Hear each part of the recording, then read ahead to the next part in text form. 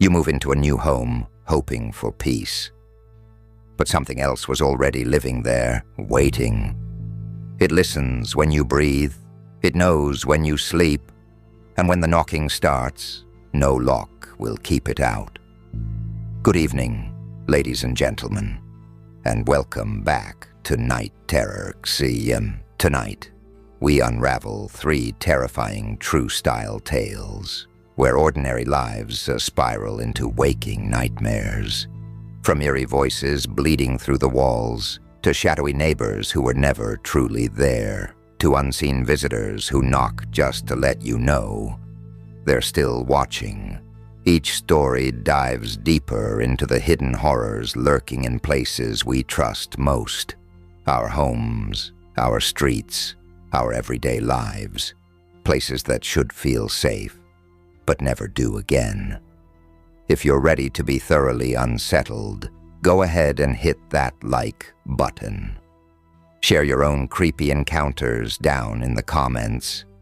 And if you have a real horror story you'd like featured, send it to nightterrorxinbox@gmail.com. Settle in, but don't get too comfortable, because once it starts knocking, it might already be inside.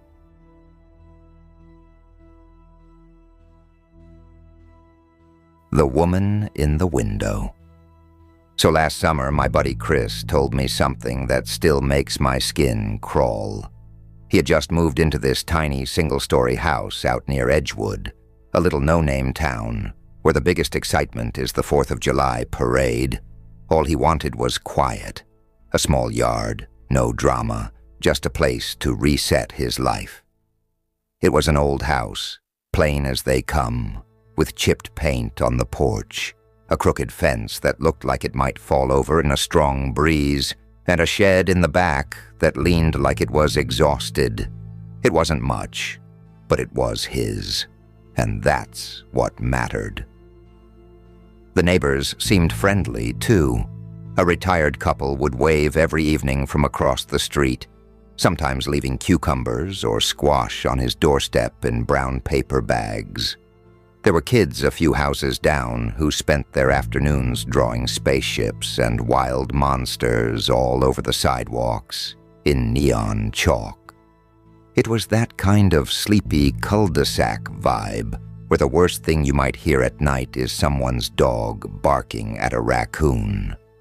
And then there was Marla. Marla lived right next door. Chris met her the second day after moving in. He was trimming the scraggly edge of his front lawn when she appeared at the fence with a covered dish in hand and this big, easy smile. "Welcome to the neighborhood," she said, lifting the lid slightly. "Made you some apple crisp. Holler if you ever need anything. I'm always around."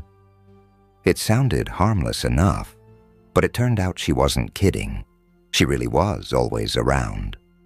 Chris works from home, crunching numbers for a logistics company, so he's there all day. And he started to notice.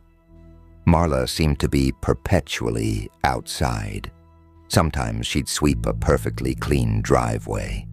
Other times she'd rearrange the same 3 flower pots on her porch again and again. And when she wasn't outside, you could catch her standing just inside her living room window, staring out. Not at anything, really. Just watching. At first, Chris figured it was just small-town loneliness. People get weird when they're by themselves too long. But then came the stuff that didn't sit right. One afternoon, he was grabbing his mail when Marla called out across the fence, "You find that squeaky floorboard outside the laundry room yet?" That thing drove me nuts. Chris blinked at her. "You've been inside?" he asked, trying to keep his voice casual. She just laughed, this light, airy giggle. "Oh, no. I used to help the family who lived there before you. Cleaning, mostly. I miss being in that house, you know." Chris forced a laugh and let it slide, but the comment stuck to him like a burr. How did she know the floorboard squeaked right there? A few nights later, she brought over a plate of oatmeal cookies. They sat on his porch steps, chatting, and out of nowhere she said, "You know, they should have switched your laundry room and office. Be a much better flow." I told the last owners the same thing. The problem was, there was no way to know which room was which from outside. The office didn't have any windows. The laundry room only had one tiny frosted window. There was no peeking through that glass. Chris got spooked enough that he did something small but smart. He set up a broom against the back door, just inside. If anyone opened that door, the broom would fall, or at least move. No big traps, no alarms, just something to check his gut feeling. Later that afternoon, he ran out to grab groceries. When he got back, the broom wasn't where he left it. It wasn't knocked over either. It had been gently moved across the room, leaned neatly against another wall like someone had stepped inside, placed it carefully out of the way, and left again. Nothing else was disturbed. No signs of a break-in, no broken locks, just the broom. That night, Chris locked his bedroom door for the first time since moving in. It got worse. A few days later, he went outside to water the scraggly little rose bush by the porch and spotted a metal ladder propped against the shared fence between his and Marla's yard, lined up almost perfectly with his bathroom window. When he casually asked Marla about it the next day, she laughed it off. Just trimming the hedge. Except there wasn't a hedge anywhere near there. Nothing but empty fence. Chris didn't waste time after that. He bought motion sensor lights and 2 little security cameras, one for the backyard gate, one for the narrow side yard between the houses. 3 nights later, his phone buzzed at 2:54 a.m. Motion detected. Groggy but curious, he opened the camera feed. There she was, Marla, standing just beyond the fence line, almost blending into the dark, staring up at his bathroom window. She didn't move. She just stood there, head tilted slightly, as if listening. She stayed like that for almost 6 minutes. He watched, heart hammering in his ears, too afraid to even breathe loud enough to hear himself. Finally, she turned and slowly walked back toward her house. Chris called the cops the next morning. He showed them the footage. One of the officers shrugged. She's on her side of the fence. Nothing illegal about standing there. He promised to have a word with her, but Chris never saw any sign they actually did. After that, Chris blacked out all his windows, kept every door locked, even when he was awake.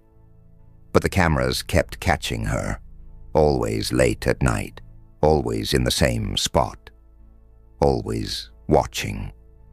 Sometimes she would raise a hand and gently brush it against the fence, almost like she was feeling for a way in. Once, she stood there and tilted her head so far it looked inhuman. Listening, sensing. Chris couldn't take it anymore. He broke his lease early, hired a moving crew, packed what he could in a day, and left behind furniture, dishes, even his TV. The last night, as he watched the security feed from a motel room 2 towns over, he caught one final image. Marla, standing there again, just beyond the fence line, smiling up at the camera. A long, slow, knowing smile. To this day, Chris swears that if he hadn't left when he did, one night he would have woken up to find her inside the house. Have you ever had a neighbor that gave you a weird feeling you just couldn't explain? Drop your stories in the comments. I read every single one. And hey, if this one gave you chills, smash that like button and share it with someone who needs a good scare tonight. Stay safe out there. You never really know who's watching.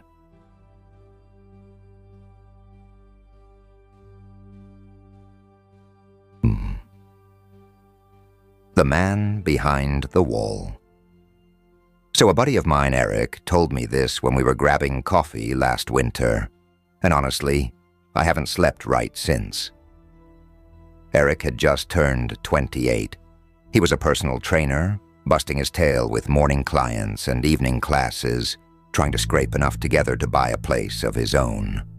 Until then, he needed something cheap and short-term, just somewhere to crash between work and sleep. He found this narrow little townhouse outside Camden, old bones, crooked walls, paint bubbling in the corners. But it was cheap, available month to month, and not in a terrible part of town.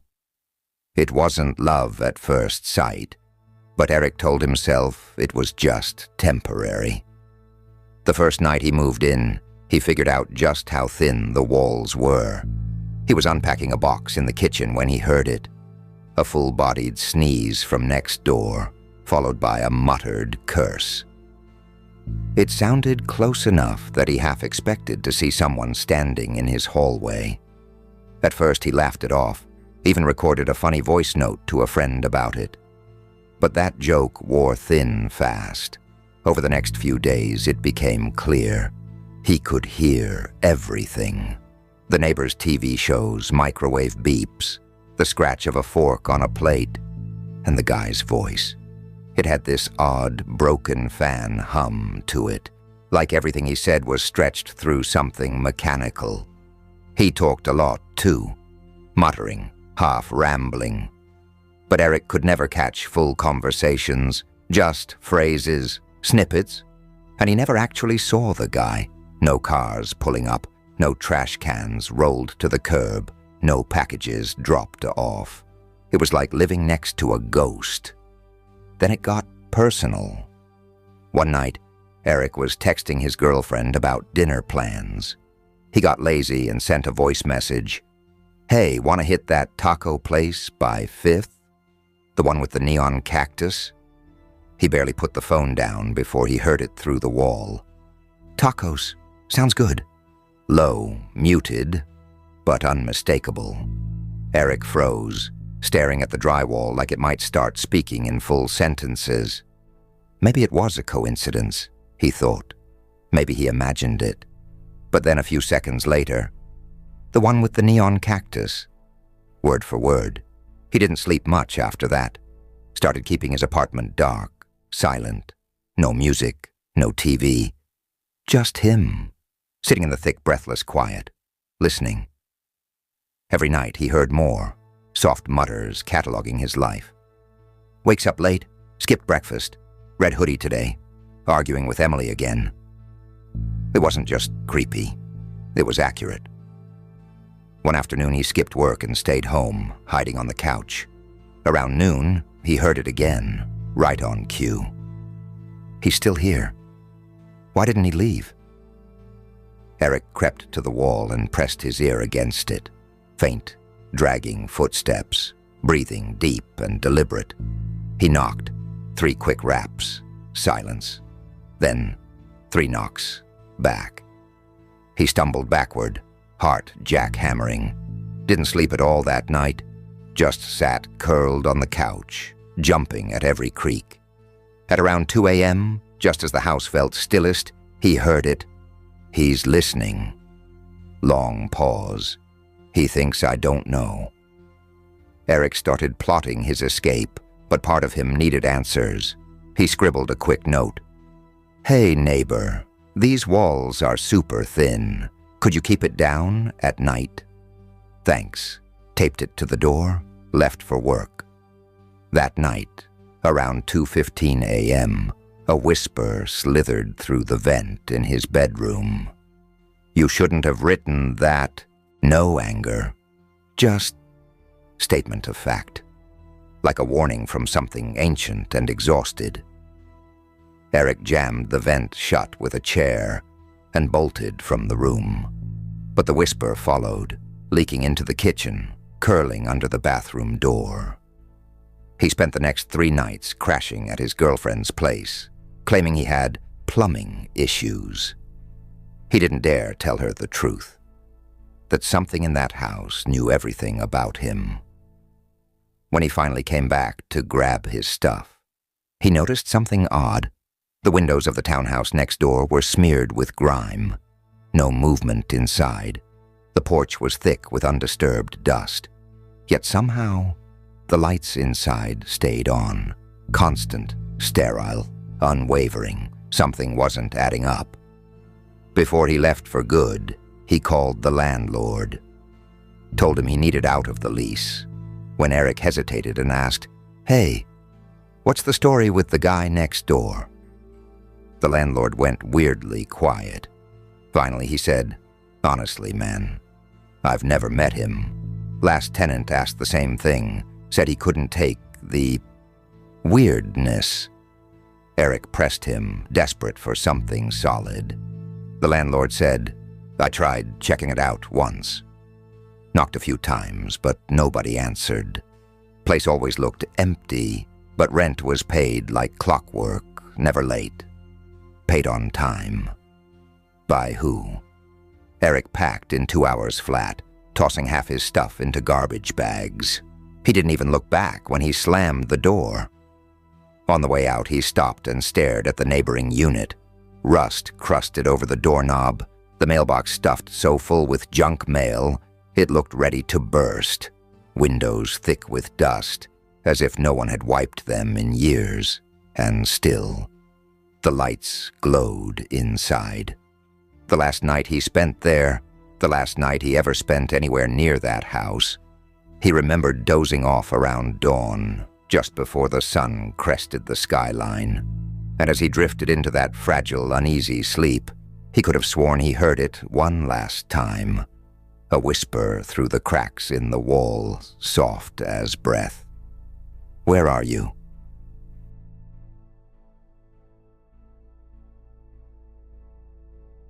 The knocking never ends. So my cousin Liam moved into this place after his divorce, right? He told me something I honestly still can't shake off. It was supposed to be a fresh start for him.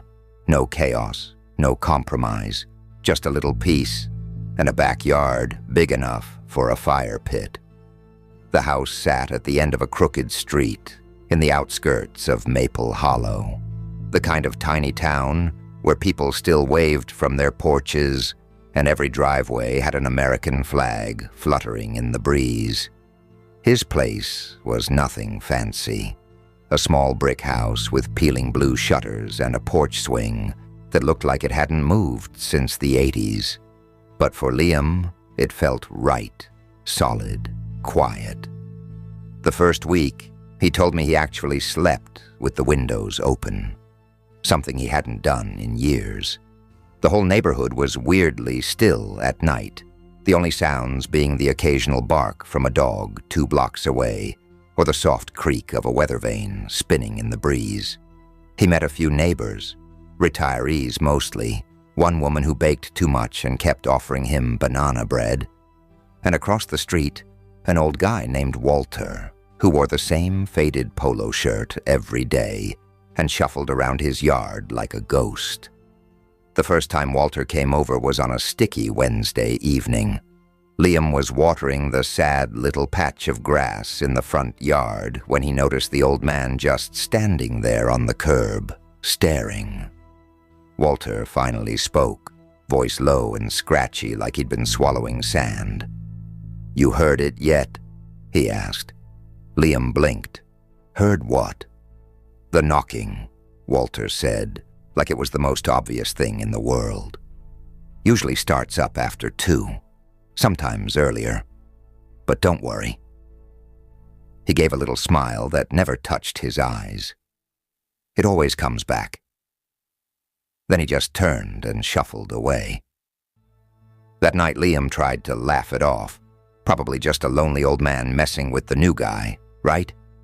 He binged some dumb TV show until almost midnight, then crashed hard. 2:08 a.m., knock, knock, knock. Liam sat bolt upright, heart hammering against his ribs. It wasn't loud, just 3 sharp taps, like someone politely asking to come in. For a second, he thought maybe he'd dreamed it. But then came another knock, slower this time, from somewhere behind the house. He pulled the covers tighter, refusing to move, waiting for whatever was coming next. But the house fell dead silent. The next night, it happened again. 4 knocks this time, and they traveled, first by the side window, then the back door, like someone walking the perimeter, trying to find a way inside. He checked the locks twice, even stacked a chair under the doorknob. He told himself it was just animals, maybe branches in the wind. But deep down, he knew that wasn't true. The rhythm was too human, too patient. The third night, Liam stayed up late, determined to catch whatever it was. Around 2:30, as the whole town seemed to slip into a deeper, darker kind of sleep, it began again. This time, not from the walls, from the ceiling. He didn't even have an attic ladder yet. No insulation, no flooring, just exposed beams and dust. Tap, tap, tap. Liam backed into the hallway, his sneakers whispering across the hardwood floor. Every hair on his body stood up. He could feel it. Something was above him, waiting, testing, listening. He grabbed a flashlight and shined it up into the attic hatch. Nothing. Just the open mouth of darkness, staring back. The next morning, he caught Walter watching him from across the street. Liam gave him a nod, hesitant, almost desperate for some sort of explanation. Walter just lifted a hand and, slow and deliberate, tapped 3 times on the side of his own leg before shuffling back inside his house. Liam didn't sleep the next few nights. He left a TV on in every room, filled the place with light and noise. But the knocking didn't care. It found him anyway. Some nights it was gentle, like fingertips against the glass. Other nights it was heavy, like fists pounding from inside the walls themselves. One night, around 3 a.m., the knocking came from right outside his bedroom window. He froze, feeling the cold air leaking through the thin glass, feeling something watching. Summoning every ounce of courage he had, he pulled back the curtain just a sliver. There, standing in the middle of his yard, was a figure. Tall, still, staring straight up at his window. He couldn't make out the face, but something about the shape of it. Something familiar. Walter. But he wasn't moving, wasn't breathing even. Just standing there like he'd been planted in the dirt. Liam stumbled backward and called the police. They showed up, did a lap around the property, told him there was no sign of anyone, no footprints, no broken locks. They said it was probably a prank or just nerves from the divorce. New house, new neighborhood, all that stress piling up. But Liam knew better. The next day, Walter's house looked abandoned, mail stacking up, curtains drawn, no car in the driveway. He asked the nosy neighbor lady about it. She just shook her head. "Walter," she said. "Honey, Walter died 3 summers ago. Stroke, right there on his front lawn." Liam didn't even ask any more questions. He just turned around, went back inside, and started packing.